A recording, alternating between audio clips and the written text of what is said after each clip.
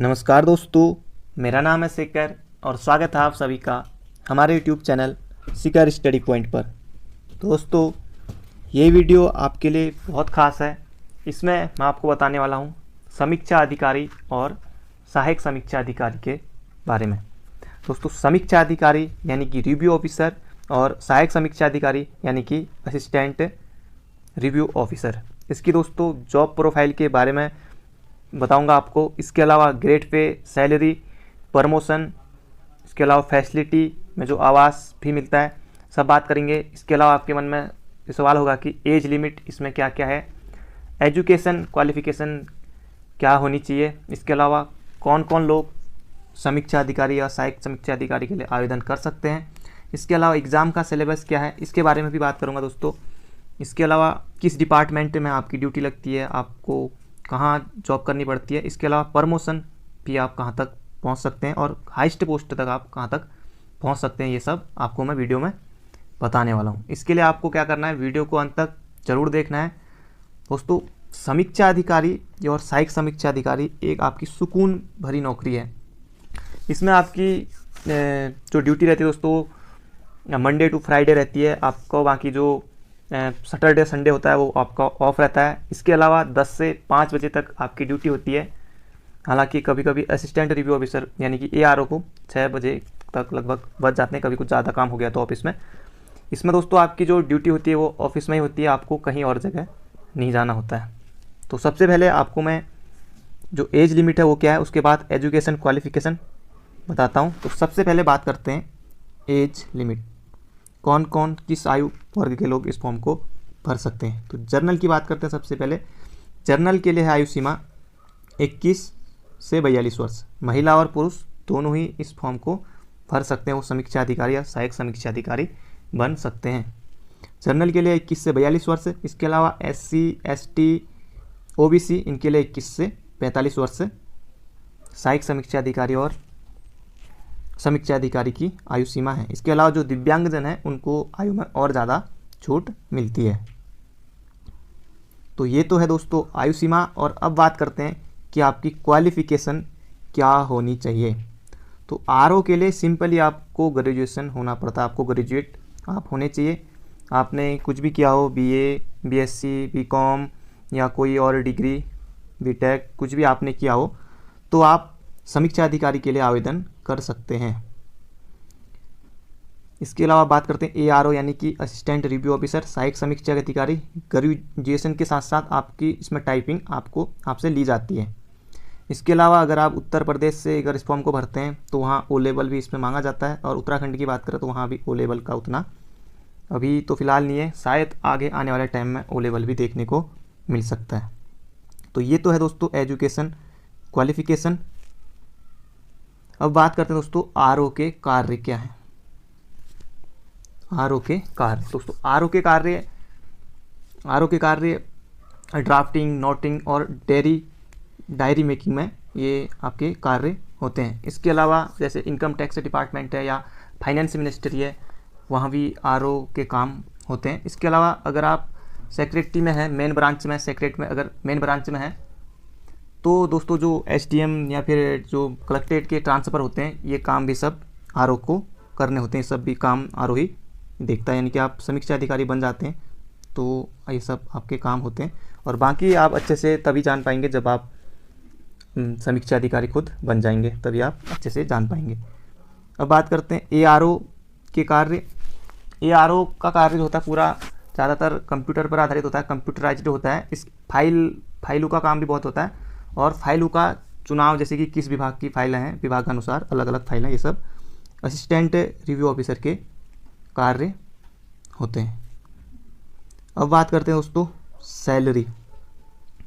Salary दोस्तों RO की बात करें तो यानी कि रिव्यू ऑफिसर, समीक्षा अधिकारी, तो इन रिव्यू ऑफिसर की जो ग्रेड पे है वो है 4800 ग्रेड पे, 4800 ग्रेड पे है।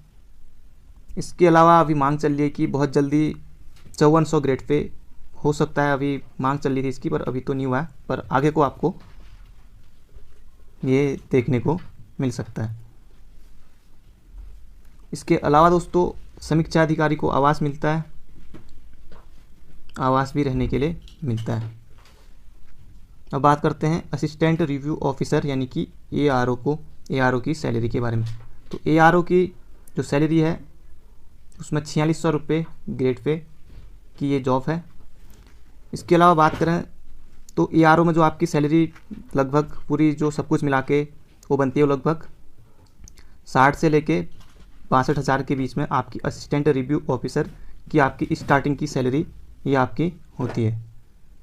इसके अलावा दोस्तों अगर आप RO बन जाते हैं तो आपकी समीक्षा अधिकारी तो आपकी 65 के यानी कि 65,000 तक आपकी स्टार्टिंग जो सैलरी होती है ये आपकी पूरी सैलरी होती है। अब बात करते हैं दोस्तों प्रमोशन किस तरह से होता है। तो अगर आप मान लीजिए आप फर्स्ट में अगर ARO बनते हैं तो उसके कुछ साल बाद यानी कि RO बनने में आपको लगेंगे 4 से 6 साल आपको RO बनने में लग सकते हैं। और ARO 4600 की ग्रेड पे की जॉब है और RO जो है ये 4800 ग्रेड पे की जॉब है। अगर आप RO बन जाते हैं तो ये राजपत्रित अधिकारी आप बन जाते हैं यानी कि गेजेटेड ऑफिसर आप बन जाते हैं।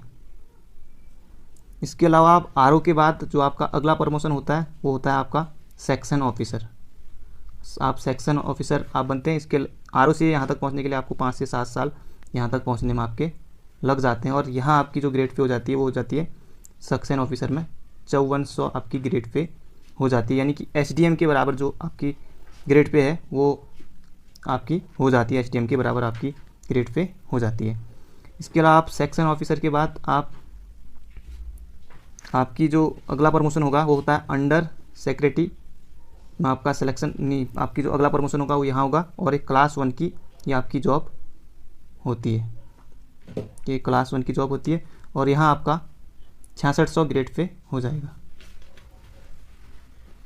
इसके बाद आप बनेंगे 4 से 6 साल में उप सचिव बनेंगे आप, या आप तब फिर उसके बाद 4 से 6 साल में आप उप सचिव बन जाएंगे। तो दोस्तों यहाँ तक आप पहुँच सकते हैं। बाकी के बाद आपका जो अगला प्रमोशन होगा वो होगा दोस्तों उप सचिव के बाद संयुक्त सचिव पर। उप सचिव के बाद जो आपका अगला प्रमोशन होगा वो होगा संयुक्त सचिव पर। ये संयुक्त सचिव ये होता है ADM रैंक इसमें होती है, ADM रैंक आपकी हो जाती है। इसके अलावा आपका जो अगला प्रमोशन होगा तब तक आपकी एज हो चुकी होगी दोस्तों, लगभग 50 से ऊपर 55 तक आप पहुंच चुके होंगे, इसमें आपकी एज तक हो चुकी होगी। उसके बाद आपका जो आखिरी प्रमोशन होगा, जो अगर आप जल्दी एज में बन जाएंगे तो विशेष सचिव आप बन सकते हैं। विशेष सचिव दोस्तों, विशेष सचिव में IAS PCS और RO ये विशेष सचिव तक आप पहुंच सकते हैं। जहाँ की IAS PCS जो होते हैं आप भी RO भी वहाँ तक पहुँच सकता है। दोस्तों अगर आप जल्दी बन जाते हैं जैसे कि 25 या 30 साल से पहले, तो तब आप यहाँ तक पहुँच सकते हैं। अगर आप 30 के बाद बनते हैं तो आपके लिए थोड़ा यहाँ तक पहुँचना मुश्किल हो सकता है। तो अब बात करते हैं दोस्तों एग्ज़ाम पैटर्न की। तो ये है दोस्तों आपका फ्री का सिलेबस। ये इसमें आपको 200 नंबर की आपकी परीक्षा होगी और 3 घंटे का आपका टाइम होगा। तो ये यहाँ पर दिया हुआ दोस्तों, इनसे क्वेश्चन आएंगे। जनरल साइंस, करंट अफेयर, इसके अलावा Indian history and world history, Indian geography, world geography, legal grocery, इसके अलावा लीगल हिस्ट्री, इसके अलावा knowledge of Uttarakhand, history, geography, economy, polity waste, constitution of India, computer science और यहाँ से क्वेश्चन आएंगे। तो बाकी जो मेंस का सिलेबस है दोस्तों वो पूरा सिलेबस मैं आपको अगली वीडियो में दूंगा, क्योंकि वीडियो बहुत लंबी हो चुकी है। तो दोस्तों अगर आपके मन में कोई सवाल है तो आप कमेंट बॉक्स में पूछ सकते हैं। तो thank you friend, thank you so much. मिलते हैं अगली वीडियो में।